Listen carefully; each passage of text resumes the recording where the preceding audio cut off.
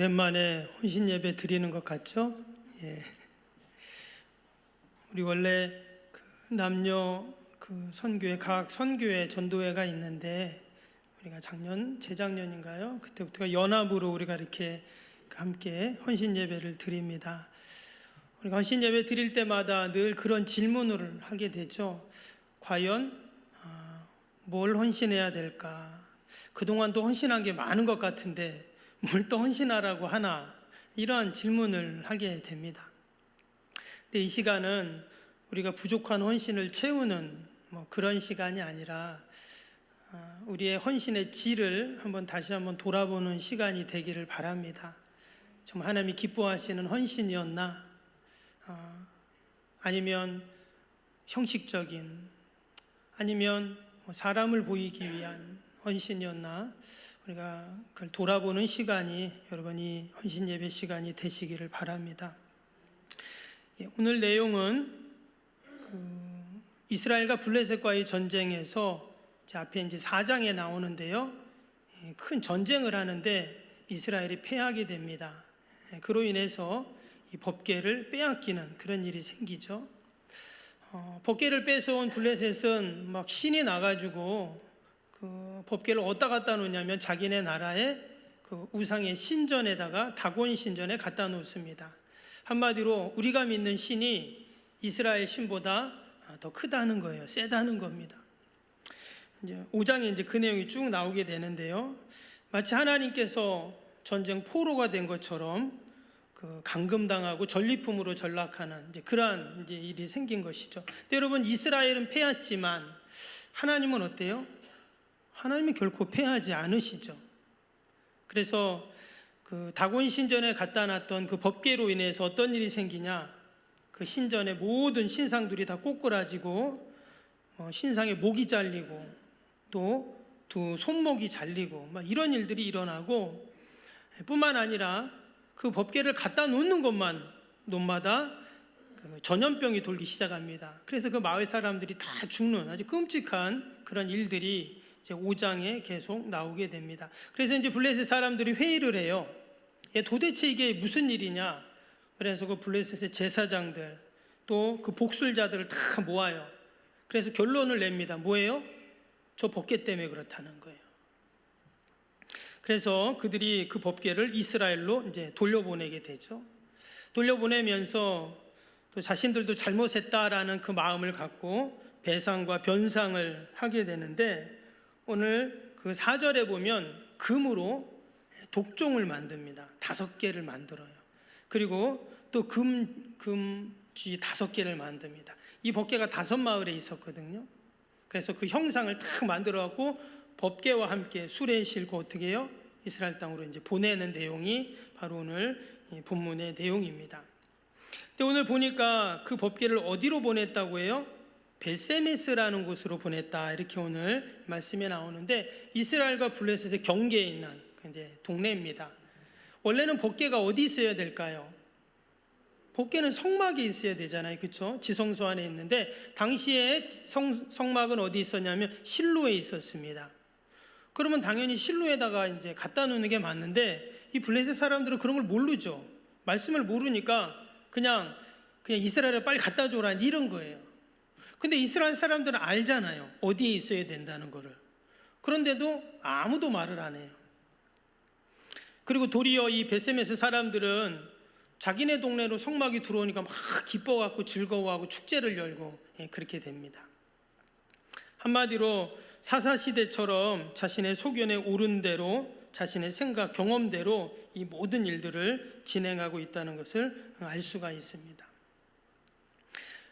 이제 법궤가 벳세메스로 왔는데, 여러분, 이 법궤라는 것은 참 신비한 거잖아요. 성물인데 이 벳세메스 사람들이 도대체 이거 어떻게 생겼는지 한번 궁금하다고 이제 뚜껑을 열어보게 됩니다.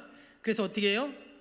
그 자리에 있던 사람들이 다 죽는 또 비참한 끔찍한 일이 일어납니다. 사람들이 놀래가지고 이웃마을에 또 갖다 줘요. 그게 바로 기럇 여아림인데, 무려 거기서 20년을 이제 또 법궤가 머물게 되죠. 나중에 누가 갖고 옵니까?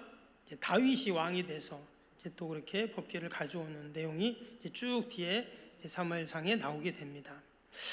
오늘 이 법궤와 관련된 일련의 이 사건들을 통해서 하나님이 우리에게 주시는 귀한 영적인 교훈이 있어요. 특별히 우리가 직분을 받고 또 사명을 감당하고 또 교회를 섬김에 있어서 하나님이 우리에게 말씀하시는 게 있습니다. 첫 번째는 뭐냐면 하나님은 거룩을 생명처럼 여긴다 하는 거예요. 우리가 구약 성경을 계속 읽어보면 반복되는 말씀이 있어요. 그게 뭐냐? 내가 거룩하니 너희도 거룩하라. 이 말씀이 계속 나오게 됩니다. 근데 이 법궤와 관련해서 여러분, 법궤는 말씀드린 것처럼 성물이라고 했잖아요. 그리고 하나님의 임재의 상징이잖아요. 다른 한편으로는 거룩의 상징이기도 합니다. 왜? 하나님은 거룩하시니까. 그런데 그 법궤가 블레셋과의 전쟁에서 빼앗기면서 그것을 어디다 갖다 놨다고요? 우상의 신전에 갖다 놨어요. 하나님이 가장 가증히 여기시는 그 우상 숭배하는 그 현장에다 법궤를 다 갖다 놓으니 하나님이 어떻게 해요? 가만히 있을 수가 없는 거죠. 왜? 하나님은 거룩하시기 때문에 결코 그 우상의 신전에 있을 수가 없는 겁니다. 그래서 하나님께서 무시무시한 심판을 그렇게 블레셋에 내리셨던 것이죠. 반면에 법궤의 의미를 알고 있었던 벳셈에서 사람들도 마찬가지입니다. 법궤가 오니까 기뻐하고 즐거워하고 축제를 열고 번제와 제사를 이렇게 드렸는데 19절에 보면 경솔하게 법궤 뚜껑을 이렇게 열게 되는 겁니다. 사실 법궤는 지성소 안에서 아무도 볼 수 없죠. 1년에 딱 한 번 대제사장만 들어가서 볼 수 있는 것이, 그것도 사실 그 지성소 안에는 깜깜해서 사실 앞이 보이지 않거든요. 성소에나 촛불을 비춰놓지 그 휘장을 걷고 지성소 안에 들어가면 사실 아무것도 안 보여요. 그 안에 법궤, 금으로 탁 도금한 그 법궤가 있는 건데, 지금 이 벳세메스 사람들은 어떻게 한다고요? 이게 뭐야? 하고 이렇게 뚜껑을 열어본 겁니다. 경솔한 것이죠. 그로 인해서 하나님께서 또다시 그 벳세메스 사람들을 심판하시는 또 그런 내용들이 이제 쭉 나오게 됩니다. 그때 오늘 20절에 밑에 이런 말씀이 나와요. 20절 한번 볼까요? 20절 말씀에 보면 밑에 벳세메스 사람들이 이르되 이 거룩하신 하나님 여호와 앞에 누가 능히 서리요? 그는 우리에게서 누구에게로 올라가시게 할꼬 하고. 그러니까 거룩하신 그 하나님을 잠시 잊어버렸다는 거예요. 법궤도 잊어버리고 온전히 제사도 드릴 수 없고 오랜 시간 동안 그렇게 오다 보니 그들이 거룩한 하나님을 잠시 잊어버린 겁니다. 당연히 법궤가 오니까 기뻐하고 즐거워하고 너무 좋았어요. 그러나 어떻게 해요? 거룩한 하나님을 잊어버렸다 하는 거예요. 여러분, 우리가 교회를 섬기고 또 직분과 사명을 감당할 때도 마찬가지입니다. 우리가 예배드리고 또 봉사하고 주님의 몸된 교회를 섬기고 또 직분 받고 얼마나 귀하고 감사합니까? 아멘. 이게 감사한 거예요. 세상에 많고 많은 사람들 중에 나를 하나님의 자녀로 택하셨죠? 그리고 나를 목사로, 장로로, 권사로, 또 남녀 선교회, 또 임원으로 우리를 하나님이 다 이렇게 세워주셨어요. 그리고는 주님의 교회, 하나님 나라를 섬기고 복음 역사를 섬기는 이 귀한 일들을 하게 하시는데 너무 감사하죠. 근데 우리가 꼭 기억할 게 뭐라고요? 거룩하신 하나님을 잊어서는 안 된다 하는 거예요. 이 법궤는 예수님을 상징하는 성물이죠. 그래서 마치 법궤를 지성소 안에 잘 모셔야 하는 것처럼 예수님께서 우리의 마음을 지성소로 삼으시고 예수님 우리 가운데 오셨잖아요. 그래서 우리의 마음 속에는 늘 누가 계세요? 마치 지성소에 법궤를 안치한 것처럼 예수님이 우리의 마음에 자정해 계신 거죠. 때문에 우리는 거룩하신 그 예수님이 우리 안에 계시기에 내가 뭐가 되는 거예요? 성도가 되는 것입니다. 여러분, 거룩한 삶이라는 것은 실제적으로 물리적인 삶도 필요하겠지만 영적으로는 거룩하신 그 주님이 늘 내 안에 계시다 하는 것을 우리가 기억하는 삶입니다. 여러분, 내 안에 거룩하신 주님이 계시는데 나의 생각, 나의 말, 나의 행동, 내가 계획하는 모든 소망과 계획들이 어떨까요? 거룩해야 되는 것이죠. 내가 거룩해야지가 아니라 이미 거룩하신 주님이 내 안에 계시니까, 그래서 우리가 성도가 되는 것처럼 우리가 늘 내가 거룩하니 너희도 거룩하라고 하신 그 하나님의 말씀을 꼭 기억하는 우리 남녀 선교회 회원들이 되시기를 축복합니다. 그리고 오늘 이 법궤가 블레셋에서 이제 베세메스로 오는 과정 가운데 우리가 함께 읽었던 것처럼 두 암소가 이 법궤를 이제 옮겨오게 됩니다. 근데 여기에 아주 귀한 메시지가 있어요. 12절 다시 한번 볼까요? 12절 보시면 암소가 베세메스 길로 바로 행하여 대로로 가며 갈 때 울고 좌우로 치우치지 아니하였고 블레셋 방백들은 베세메스 경계선까지 따라가니라. 우리가 이 말씀을 읽을 때 사실 그냥 읽지만 사실 이 6장 12절 이 말씀 속에는 참 안타까운 사연이 있습니다. 그게 뭘까요? 여기 보니까 그 암소가 울었다 이런 표현이 나와요. 소가 우는 거 보셨나요? 예전에 소 키워 보신 분은 우리 성도님들께는 소 키우는 분 안 계시지만 예전에는 다 시골에서 소를 키웠잖아요, 그렇죠? 그러면 정말 소가 어때요? 울잖아요, 그렇죠? 여러 가지 이유 때문에 울겠지만 여기 지금 이 암소도 두 마리인데 울었다는 거예요. 그래서 왜 울었나 봤더니 이제 앞에 내용에 나오는데요, 젖먹이는 암소였어요. 그러니까 새끼가 있는 거예요. 근데 새끼를 어떻게 했다고요? 우리에다 묶어놓은 거예요. 그런 어미소 두 마리를 암소를 데리고 와가지고 지금 그 법궤하고 또 그 블레셋 사람들이 만들어 놓은 금, 쥐, 금 독종 그 상자하고 같이 실어가지고 지금 베세메스로 이렇게 보내고 있는 것입니다. 당연히 송아지들이 엄마가 없어지면 음메 난리가 나겠죠, 그렇죠? 그런데 오늘 12절 말씀처럼 분명히 암소들은 이 새끼의 울음소리를 들었을 것입니다. 그러면서 울고 그러나 그들이 뒤를 쳐다보지도 않고 좌우로 치우치지 않고 어떻게 해요? 경계선까지 계속 가는 그 모습을 보게 됩니다. 먼저 이 소들은 어떤 소일까요? 여러분 블레셋에도 얼마나 많은 소들이 있었겠어요? 근데 많은 소들 중에 딱 택해진 소예요. 밭을 가는 소도 있을 수 있고 짐을 나르는 소도 있잖아요. 근데 이 소들은 어떤 소냐? 법궤를 운반하는 소로 탁 택함을 받은 거예요. 아마 이 암소들은 어느 날 갑자기 새끼들 젖먹이고 있는데 갑자기 주인이 끌고 갔겠죠. 그리고는 수레를 다 걸어가지고 법궤를 옮기게 합니다. 세상적으로 보면 그냥 소이지만 이 소들은 어떤 소예요? 하나님의 일을 하는 소가 된 거예요. 한마디로 많은 소들 중에서 구별되고 선택된 그러한 소죠. 여러분 동일하게 저와 여러분도 세상에 많고 많은 사람들 중에 여러분 하나님이 우리를 다 택하시고 또 우리를 지명하셔서 우리가 지금 이 자리에 여러분 있는 줄로 믿습니다. 여러분 성경에 수천 명의 사람들이 나온다고 했죠. 우리가 성경 인물 탐구 계속 우리가 찬양 예배 때 말씀을 보고 있는데 수천 명의 사람들이 있지만 여러분 아브라함 어때요? 하나님께 택함 받았잖아요. 다윗 어때요? 택함 받았거든요. 예수님도 제자들 어때요? 다 택하셨어요.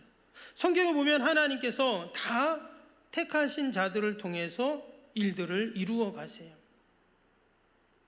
앞에서도 말씀드린 것처럼 세상에 많은 사람들 중에 저와 여러분들을 목사로, 장로로, 권사로, 집사로, 또 남녀 선교회 임원으로, 또 석병교회 성도로 우리를 다 하나님이 택하신 것, 여러분 이것이 너무나 큰 은혜이고 축복인 줄로 믿습니다. 나를 뽑아주시고 선택하셔서 때문에 우리가 늘 감사함으로 우리가 귀한 사명을 우리가 감당해야 할 줄로 믿습니다. 디모데전서 1장 12절에 나를 능하게 하신 그리스도 예수 우리 주께 내가 감사함은 나를 충성되이 여겨 내게 직분을 맡기심이니. 그랬어요. 하나님이 나를 충성스럽게 여기신다는 거예요. 이 말씀을 읽으면 참 너무 죄송하죠. 그렇게 충성 못했는데 하나님은 나를 충성스럽게 여기셨다는 거예요. 그래서 직분도 주시고 사명도 감당하게 하시는 것. 여러분, 이것이 늘 은혜이고 복인 줄로 믿습니다. 그리고 또 한 가지, 이 소들은 어떤 소들이냐? 사명을 감당하는 소들이죠. 오늘 12절 다시 한번 보시면 암소가 어떻게 한다고요? 벳세메스 길로 바로 향하여 대로로 가며 갈대 울고 좌우로 치우치지 아니하였고 블레셋 방백들은 벳세메스 경계선까지 따라가니라 그랬어요. 본능적으로 분명히 새끼들을 생각하면서 이 소들이 울었을 겁니다. 그런데 좌우로 치우치지 않고 계속 지금 목적지까지 가고 있어요. 여기서 치우치다라는 그 단어를 보면 빗나가다, 기울다, 떠나가다 이런 뜻이에요. 그러니까 그들이 이 암소가 두 마리가 지금 수레 벗개를 싣고 가는데 빗나가지 않고 한쪽으로 치우치지 않고 그리고 새끼 생각해서 그냥 도망가 버리지 않고 어떻게 해요? 계속 가는 거예요. 이게 참 놀라운 게 뭐냐면 여러분, 지난번에 3월 달인가요? 저기 미얀마 태국에 큰 지진이 있었습니다. 기억나시나 모르겠는데 7월 그 규모 7.7 지진이었거든요. 그때 뭐 사람도 죽고 뭐 많이 무너지고 막 어려움이 많았어요. 외국 이야기니까 우리가 잊어버릴 수도 있는데 지난 3월 달이었는데 이 사진이 어떤 사진이냐면 보이진 않으시는데 그 태국의 방콕에 있는 50층짜리 빌딩입니다. 두 개 빌딩이 있어요. 근데 이 두 개 빌딩을 이렇게 연결을 해놨어요. 근데 지진이 나니까 이 빌딩이 막 엿가락처럼 막 휘어지는 거예요. 영상에 보니까. 근데 두 개 이어놨던 그 통로 다리가 절단이 된 거예요. 근데 우리 한국 분이 어떤 분이 이제 부인은 태국 분이고 아이도 있는데 이쪽 A동 건물에 살고 있는데 운동을 한다고 B동으로 간 거예요. 근데 이제 지진이 났잖아요. 그러니까 막 이게 뭐 건물이 이렇게 막 휘어져요. 50층이 빌딩인데. 그러니까 이 사람이 운동하다 놀래가지고 어떻게 했냐면 집에 있는 이제 부인하고 애가 걱정이 되잖아요. 근데 여기서 저까지 가려면 지진이 나면 다 아시겠지만 엘리베이터를 타면 안 됩니다. 지진이 나면 갇힐 수가 있어요. 전기가 끊어지니까. 일부러 지진이 나면요 한전에서 전기를 차단을 시킨대요. 불이 나니까. 그래서 이제 이분이 그 생각을 해가지고 어떻게 했냐면 내려갔다 올라갈 수는 없잖아요. 그러니까 저 끊어진 다리를 뛰어 건너간 거예요. 근데 그게 영상이 찍힌 거예요. 지금 정확히는 안 보이는데 지금 저 중간 통로가 끊어졌어요. 근데 이분이 이쪽에서 저쪽으로 뛴 거예요. 마치 영화에서나 나올 것 같은. 그래갖고 뛰어가지고 한참을 내려와서 근데 이제 아내하고 딸은 이제 밑으로 내려간 거예요. 그래서 그 50층 꼭대기에서 그 밑에까지 계단으로 계속 사력을 다해서 내려와서 막 이분 TV에도 나오고 뉴스에도 나오고 막 그랬더라고요.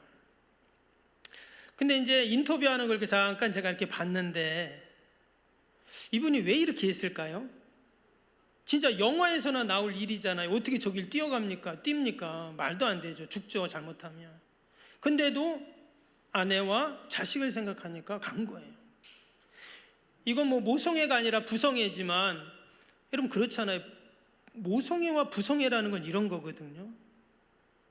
근데 여러분 짐승은 어때요? 사실 짐승은 사람보다 더 모성애가 강하거든요.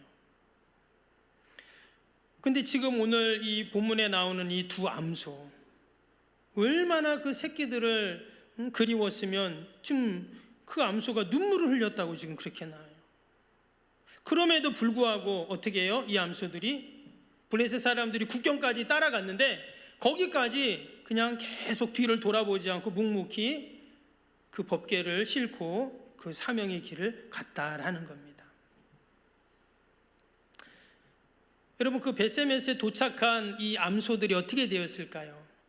오늘 말씀해 보면 법궤를 실어 왔으니까 이 암소들이 영광을 받은 게 아니라 바로 번제로 드려집니다. 그러니까 그 암소 두 마리를 바로 희생 제물로 번제로 태워서 하나님께 드린 거예요. 영광은커녕 다 번제로 불타서 끝나버린 거예요. 이 아무리 이 짐승이고 미물이어도 어떻습니까? 너무 불쌍하죠. 예. 그런데 이 소들은 어떤 소들이라고요? 하나님의 영광을 위해서 쓰여진 소들, 하나님의 영광을 드러내는 소들, 하나님의 영광만을 생각하는 그런 소들이었다라는 거예요. 어떤 분은 이 한낱 미물인 암소, 하나님 뜻에 순종하고 눈물 흘리고 묵묵히 좌로나 우로나 치우치지 않고 충성스럽게 사명 감당한 이 소들 생각하면서 우리가 소를 본받자 이렇게 말씀하는 분도 계세요. 근데 여러분, 우리가 소를 본받을 필요는 없습니다. 소는 그냥 짐승일 뿐이죠. 우리가 이 말씀을 통해서 하나님은 짐승을 통해서도 역사하시고 어떤 비유 상황을 통해서도 하나님은 우리에게 보여주시죠. 근데 우리가 오늘 이 말씀을 통해서 꼭 기억할 것은 뭐냐? 바로 암소고 짐승이지만 그 짐승을 통해서 하나님이 우리에게 주시는 메시지가 있다는 거예요. 그 메시지가 뭡니까? 하나님께서는 이전에 블레셋과의 전쟁에서 어떻게 해요? 이스라엘이 패했잖아요. 전쟁에서, 고대사의 전쟁에서 패하면 어떻게 해요? 망하는 겁니다. 그래갖고 그들이 법궤를 빼앗아 갔는데 그 법궤가 어떤 일을 합니까? 가서 그 블레셋의 중요 도시마다 가서 완전히 그 도시를 초토화시켜 버리는 거예요. 전염병이 확 돌게 하고, 그리고 결국 때가 되니까 다시 법궤가 이스라엘로 돌아오죠. 마치 하나님께서 직접 그 적진으로 가서 그 모든 블레셋을 완전히 다 초토화시키고, 그리고는 다시금 이스라엘 백성들에게 돌아와서 바로 우리의 편이 되어주시고 대신 적들과 싸워주시는 거룩하신 하나님을 우리에게 보여주고 계신 것입니다. 여러분, 천성을 향해 가는 우리들도 어떻습니까? 많은 유혹과 갈등들이 있습니다. 그러나 우리도 벳세메스로 향하는 두 마리 암소처럼 우리가 늘 하나님이 우리에게 맡겨주신 그 직분과 사명, 우리가 감사하면서 또 묵묵히 이 귀한 사명을 감당해야 할 줄로 믿습니다. 마지막에 그 두 암소가 하나님께 번제로 드려지면서 하나님의 영광을 위해서 쓰임 받았잖아요. 여러분, 우리가 좀 하나님께 그렇게 하나님의 영광을 위해서 아름답게 쓰임 받는 우리 남녀 성교회 되기를 축복합니다. 어떻게 살든, 이렇게 살든 저렇게 살든, 좋은 것 먹든 그냥 먹든, 큰 집에 살든 작은 집에 살든, 우리가 다 한평생 사는데 그 마지막이 하나님의 영광을 위해서 정말 이렇게 아름답게 드려진다면 어떻습니까? 그 인생이 가장 복된 인생인 줄로 믿습니다. 우리는 이 암소를 보면서도 여러분 배워야 할 줄로 믿습니다. 다시 한번 우리 남녀 선교회 회원들 모두 올 한해 우리에게 맡겨진 귀한 사명, 또 직분, 또 우리 선교회 전도회의 귀한 사역들을 잘 감당하는 우리 모두가 되시기를 주님의 이름으로 축복합니다.